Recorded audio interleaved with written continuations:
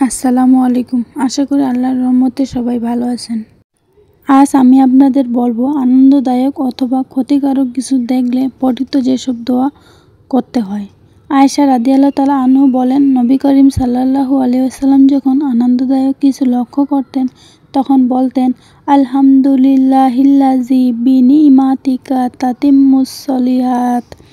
অর্থ, প্রশংসা সে আল্লাহর জন্য যার অনুগ্রহে সৎকার্য সুসম্পন্ন হয়। ইবনু মাজাহ হাদিস নাম্বার 3803। আর যখন ক্ষতিকর কিছু লক্ষ্য করতেন তখন বলতেন, আলহামদুলিল্লাহিল্লাযী আলা কুল্লি হাল। অর্থ, সর্বাবস্থায় সমস্ত প্রশংসা আল্লাহর জন্য। ইবনু মাজাহ হাদিস নাম্বার 3803 ও মুস্তাদরাক হাকিম হাদিস নাম্বার 1840 এবং সিলসিলা সহিহা হাদিস নাম্বার 265, হিন্দুসুন মুসলিম 120 পৃষ্ঠা।